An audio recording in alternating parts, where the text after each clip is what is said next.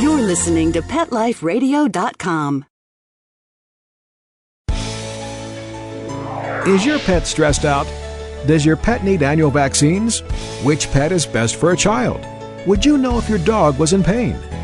Pet Life Radio presents The Pet Doctor, where you'll learn everything about keeping your pet healthy and happy.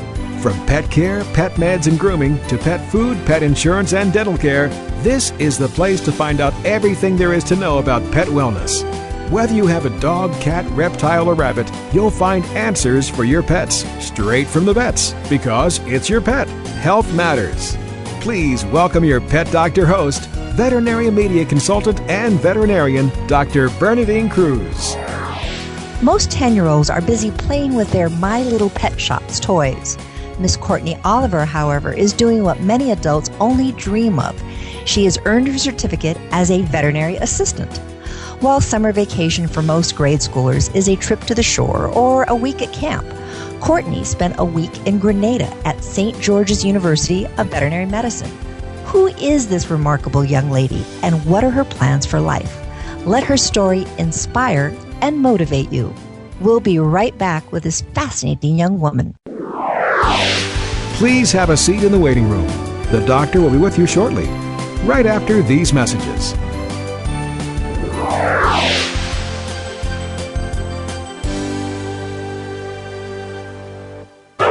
It's time for school for you and your friends, your furry best friends. Train your dog the fun and easy way with Teacher's Pet Sessions. Teacher's Pet host Pia Silvani teaches you step-by-step how to train your dog the fun and easy way. You get 8 30-minute live audio training sessions, complete transcripts of each session, plus a basic training manual to get you and your dog off to a great start. Training begins the moment you bring your dog home. Teacher's Pet Sessions offers positive reinforcement training to shape your dog's behavior and encourages upbeat, enthusiastic responses to ensure that your dog will enjoy learning.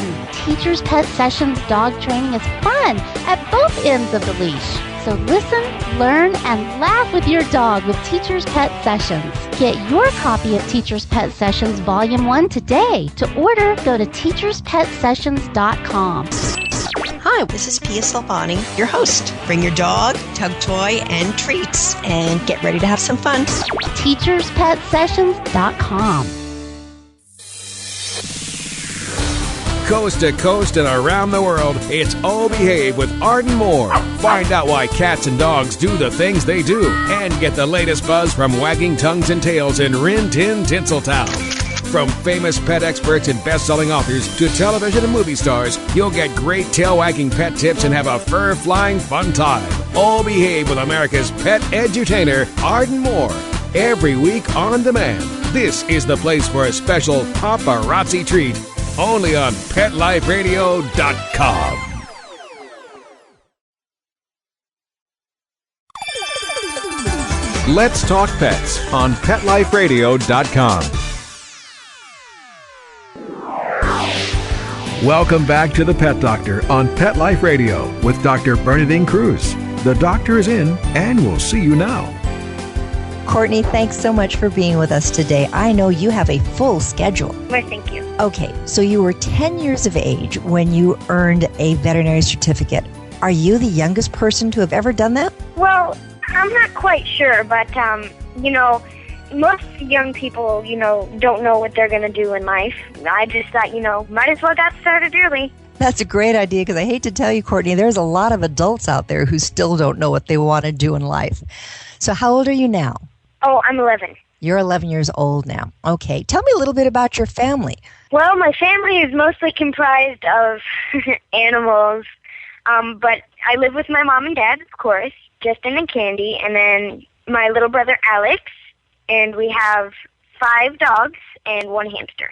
I can see how you got enthused about veterinary medicine. You must spend a lot of time before you became a veterinary technician going ahead and spending time at your veterinarian.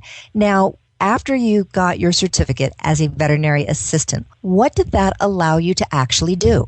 Well, it allows me to actually help around the clinic and clean kennels, and mostly I just wanted to know more about animals and know how to help them. I know I have granddaughters that are about your age and they play with their toys, and here you are, you're actually in a veterinary setting. So it seems like this would probably cut into school time. How does this affect your schooling? Actually, since I homeschool, we had the time to just take a break off the rest of my school and just take as much time as we needed, and we just focused on that one subject, and we did about a chapter every day. That sounds wonderful. For those people that are listening and maybe don't understand the difference between what is a veterinary assistant, what is a veterinary technician, what did you learn in your courses?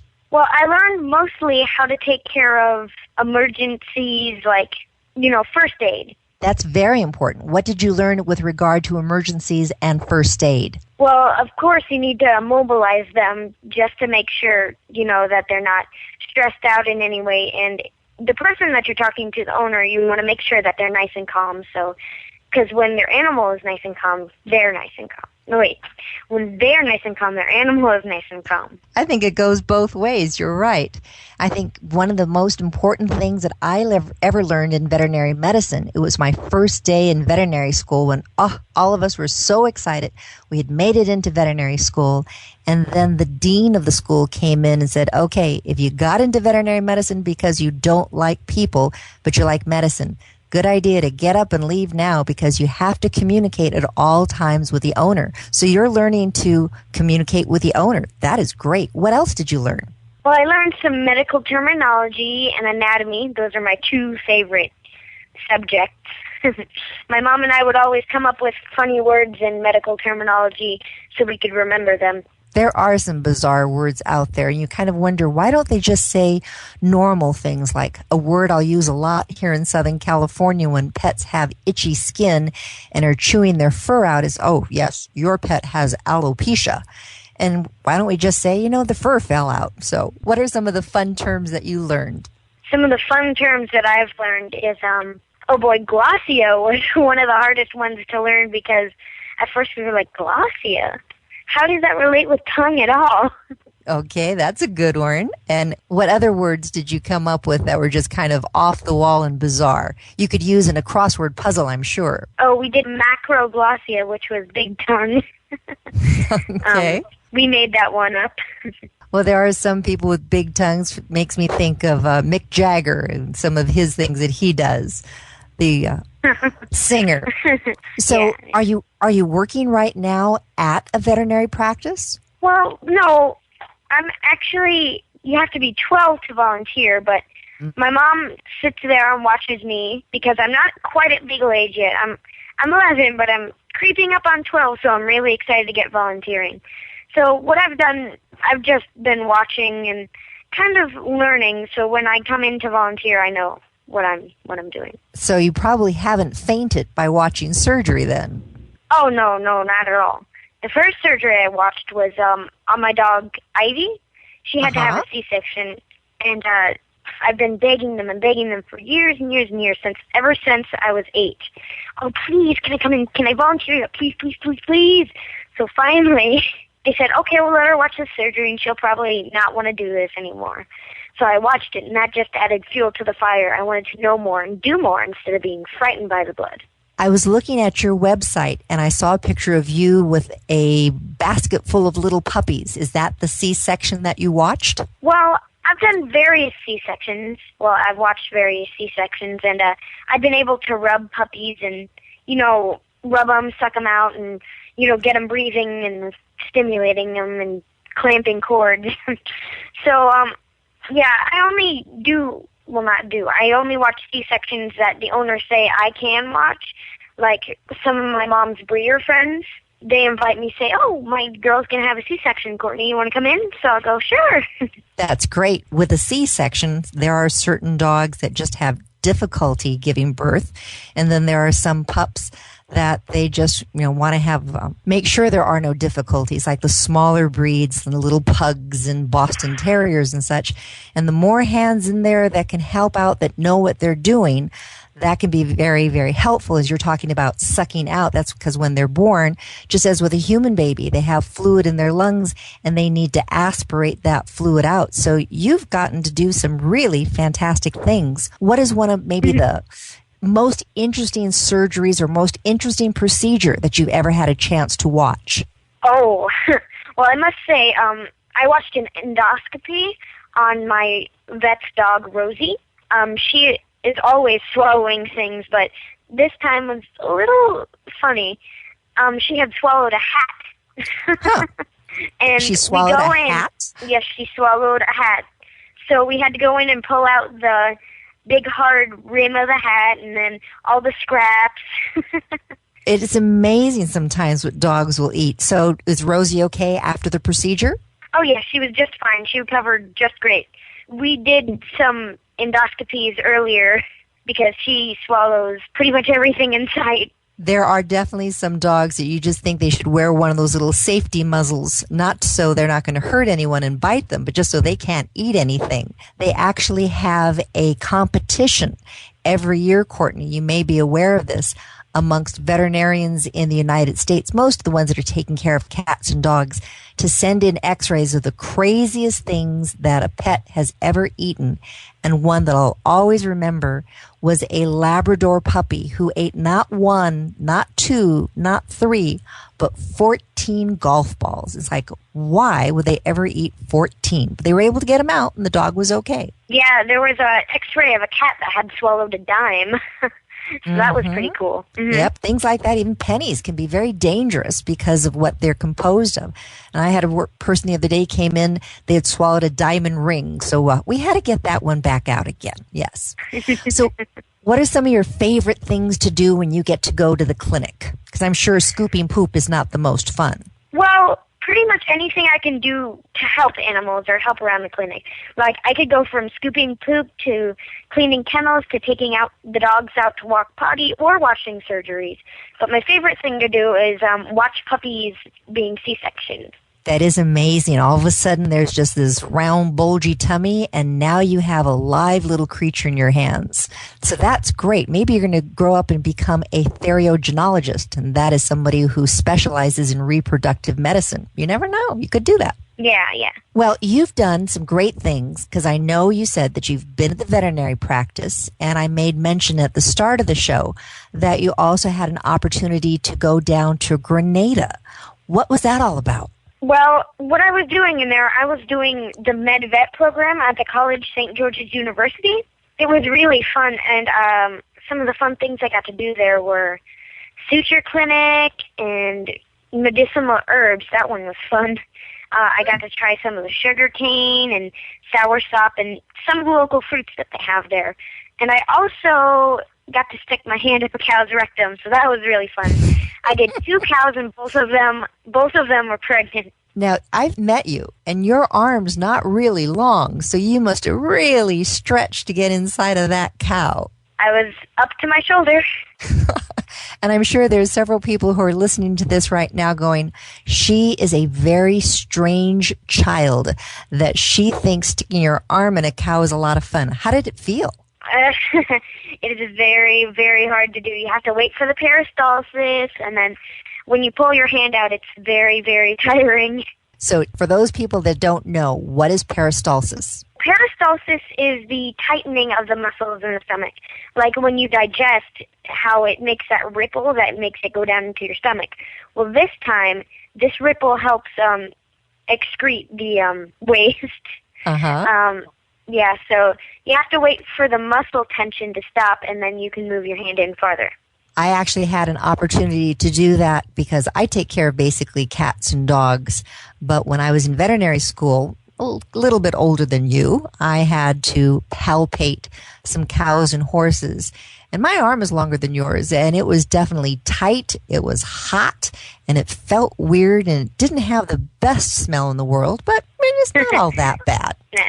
So you are doing some great things with regard to, going down to Grenada. How did that happen? Did you contact them or did they contact you? Oh, well, I had met them at the CVC where I was speaking with Cesar Millan, and we got to talking, and all of a sudden they invited us to come to their summer vet program. So we went down. It was really fun. So you just mentioned something marvelous. You were speaking, and you were speaking with Cesar Millan at CVC, which is Central Veterinary Conference. This is a conference for veterinarians. How did you get there? Well, the people that were organizing the event asked me to come speak there on mentorship and how important it is to teach kids. Because, there's thinking in the next generation, there's not going to be much vets because, there's lots of people that are aspiring to be doctors. And that's just fine to follow your dreams, but it's also important to inspire the next generation in veterinary healthcare, too. Who has been your mentor? Well, I would say mostly Dr. Shu and Dr. Molitor. They have been a great help, and they have helped me through all of this. Also, my mother for helping me throughout this whole journey. I met your mom when we were in Seattle this last July at the American Veterinary Medical Association conference, and the two of you really seemed to enjoy each other's company, and you're each just huge fans of each other. I wish that all parents, mothers, daughters, and sons and fathers could be as close as the two of you.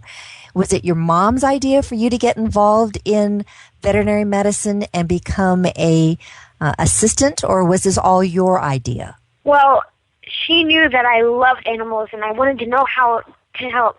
So she found the course online and she said, "Do you think you're ready to take this?" And I said, "Absolutely." And so she helped me take the courses, and we read it together and we both learned it together so it would be easy for us, like studying pals. And, she helped me get my certificate. That is amazing. Well, we're talking right now with Courtney Oliver. She is an 11-year-old who is, as we believe, the youngest person to ever have gotten a certificate as a veterinary assistant. This young woman is amazing, and we'll be right back after this short message to learn what she might want to do when she grows up. We'll be right back. Please have a seat in the waiting room. The doctor will be with you shortly, right after these messages.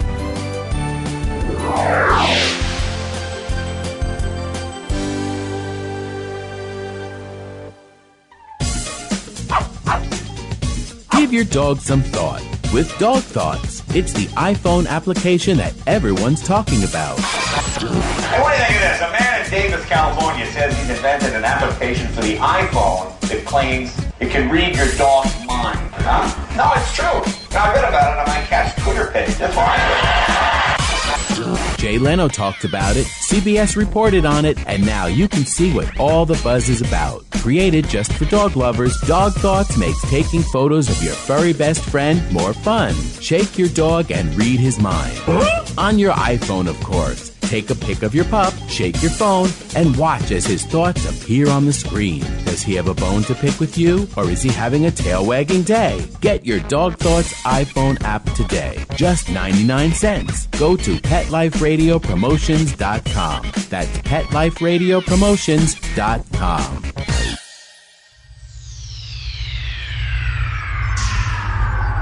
Greetings, humans. What planet am I on? Welcome to Pet Planet. Here's a copy of Pet Planet Magazine, Florida's most informative and fun pet resource magazine. It features heartwarming stories and informative articles from local and national pet experts. Excellent. Pet Planet Magazine offers Operation Planet Rescue, helping rescued pets find new homes. And it's available at 500 locations in South and Central Florida and 24/7 on the internet at PetPlanetMagazine.com. If you're out and about with your pet, you may be featured in Paparazzi, candid pictures of you and your pet. For up-to-date pet-friendly events, activities, and pet-related services and products, Pet Planet Magazine is your final destination. I shall take this magazine home with me. Back to your home planet? No, to my condo in Boca. Pet Planet Magazine. Check them out at www.petplanetmagazine.com or 352-394-8578. It's out of this world.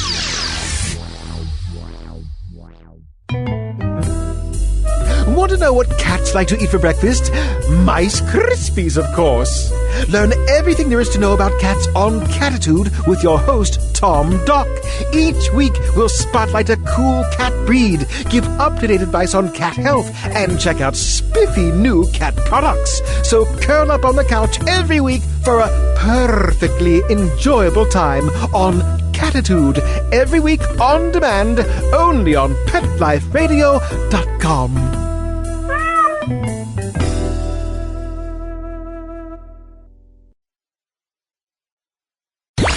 Let's talk pets. Let's talk pets On Pet Life Radio. Pet Life Radio. PetLifeRadio.com. Welcome back to the Pet Doctor on Pet Life Radio with Dr. Bernadine Cruz.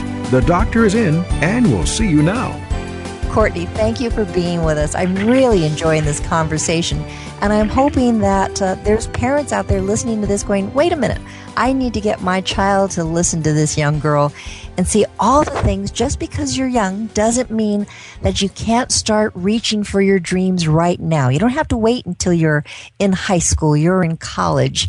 Right now, you're going through homeschooling, and this sounds like you're just doing some great things. Thank you. You met Cesar Millan. How did that come about? Well, as I said earlier, the people from the CBC invited me to come speak there. Well, they knew that I was a big fan of Cesar Millan, so they put together a moment for Cesar and I to chat. And they also set up a table for us when we went to the dinner. I got to introduce Cesar on stage, so we got to talking, and for my birthday, he invited me to his dog psychology center, which was very, very cool. Where is the dog psychology center for those of us that don't know? Well, the dog psychology center used to be in East LA, and now it's in Santa Clarita because I wanted to move it closer to their home. Ah, very good. So when you went there, did you have a chance to work with Mr. Millan and see if you could figure out some of the psychological issues going on with these dogs with behavioral problems? Well, no, but we got to see the show filmed, and we got to see Daddy and all of his dogs that he had there. They were very, very nice. That just sounds like it's a dream come true. So many people watch him on TV and love him, and you had the opportunity to meet him and introduce him at a big function. Wow, that's exciting. Thank you. You mentioned that you have some veterinarians who've been your mentors. It sounds as though you can now be a mentor for other children. What's your recommendation to kids who might want to try something like becoming a veterinary assistant or even becoming a veterinarian? Well, what I want to tell kids is I want them to follow their dreams and just do what they want. And that also, whatever they want to do, if they want to be a fireman or a veterinarian, you always have to work hard and do the work necessary. Also, volunteering is very nice, so the vets can see your potential and go, I can see a future vet there. And also, what I've learned throughout this whole journey is that you never stop learning. Dr. Shu says she learns something new every day, and I can see why she says that. It is an exciting field of veterinary medicine. I enjoy it, and I agree with your mentor, Dr. Shu, that every day something new comes up, and you really just have to keep your eyes and your ears and your mind open to what's out there, because science is always evolving. You're always learning something different. And I think it makes it fascinating and makes it exciting. I love my job because every day you go to work and I get to play with dogs and cats, and sometimes it can be a little bit sad, but most of the time it just really is very rewarding. Speaking of every sad, day is different. It definitely is. It's sad that more children aren't as enthused as you are. Do you have some plans for what you're working on right now? What does the future hold for Courtney Oliver? Some of my future goals are to have my own show to educate kids and people to follow their dreams and to become a vet and do what they love. And I also want to be a vet when I grow up and have my own clinic. I also want to have my own farm someday. Well, I think that there are so many fields in veterinary medicine going into companion animal medicine. That's what most people think of. You know, cats and dogs is definitely one of the options. I'm going to have the opportunity to be speaking to the FFA National Convention, that's Future Farmers of America, and wanting them to realize that there's so many areas in veterinary medicine that they can get involved with. Yes, there's cats and dogs and horses and pigs and birds. There's all of those things. And then, though it sounds a little bit boring sometimes, and though it really is not, getting involved in public health, because I'm sure with all of the education that you've had now and all of the training, you realize that veterinary medicine really touches on human health too. Yeah. So these are ways that veterinarians can affect the health of people, making sure that their animals are healthy. When we're involved, since you want to have a farm, making sure that those farm animals are healthy, because if they're used as a source of food, healthy in is healthy out. So you have to make sure that they're going to be in good condition. So you want to become a veterinarian. Have you thought of where you might want to go to school and what kind of veterinary medicine you want to go into? Well, I was thinking more of small animals, large animals, and exotics. I'm kind of not sure, but I'm just going to go where my heart takes me and, find out what I'm going to do from there. Well, I think since you're 11, you have a little time to think about this. So you can be our next Doogie Howser, see if you can become the youngest veterinarian to ever graduate from veterinary school. With your animals that you have at home now, you said there were 7 dogs that you had? 5. 5 dogs. Okay, 5 dogs. I'm sure you're going to get some more. How have you been able to use what you've learned as a veterinary assistant to help take care of their health? Well, yes, we have like a white drawers filled with, medicines and first aid stuff and puppy stuff, just in case something happens so we know what we can do. Well, that's good. So you've learned your first aid. And for people that are listening right now who think, wow, gee, I'd like to learn about first aid for my pets, but I don't know if I want to go through all the work of becoming a veterinary assistant. Courtney, you may be aware that the actual American Red Cross in many of the chapters has courses that you can take in pet first aid. So you can learn how to do the Heimlich maneuver in case it swallows something that gets stuck, or what to do in case it cuts itself. Did you learn those types of things when you were taking your veterinary assistant course? Oh, yes, I'm actually CPR certified for adults, children, and babies, also for dogs. I love it, Courtney. You never cease to amaze me. So what does the rest of your summer have involved for you? Are you going to any more neat places like Grenada? Well, some of my other stuff would be, I write articles for my website, Courtney'sCritters.com. I'm getting ready to go to college this year, hopefully. Canine massage therapy I'm also doing. I'm going to try to finish that up. I'm also going to continue volunteering and working with other vets. When you turn 12, yes. When I turn 12, yes. And I also work with Covenant Creatures, which is this great program which helps people who can't afford health care or, necessary things for the animals. Like cats, dogs. Every Thursday night they line up and we give them health care, food, beds, toys, and we give them anything they need. Courtney, that is amazing. So you have all of these marvelous ways that you're helping other people, helping animals. And some people might listen to this going, wow, this little girl only spends all her time, working, doing schoolwork and volunteering. What fun kid things do you like to do? Are you into sports? Well, I'm not quite into sports, but I jump on the trampoline. We have a Wii. I also like to play with my pets and friends in my spare time, and, there's also the internet. But mostly, I love playing with my animals and, taking care of them. Well, good for you. I can sure that your parents really appreciate all the marvelous care that you're giving to your animals. And people listening, I think that's going to really enthuse a lot of young adults, children, to realize that just because you're a kid doesn't mean that you can't start reaching for those dreams of yours. And I think it is fantastic, Courtney. I wish you the best of luck. Well, thank you. We've been talking right now with Courtney Oliver. She is an 11-year-old who is just spectacular, one who has put her passion for animals into actual work. volunteering, helping animals, and helping people. And that's what I try to do, Dr. Bernadine Cruz, to help you be the best pet owner that you can be. If you ever have questions about your pet, best thing to do is ask your primary care veterinarian. But you can also email me at thepetdoctor@petliferadio.com, and I will answer your questions for you. So thanks for listening. Please tune in again next week when we'll have some more interesting people, interesting facts, and hopefully a little bit of a giggle for you. Take care. Pets can be a wonderful addition to your life. Keeping them healthy and happy is important. Pet Life Radio presents The Pet Doctor with veterinary media consultant and veterinarian Dr. Bernadine Cruz.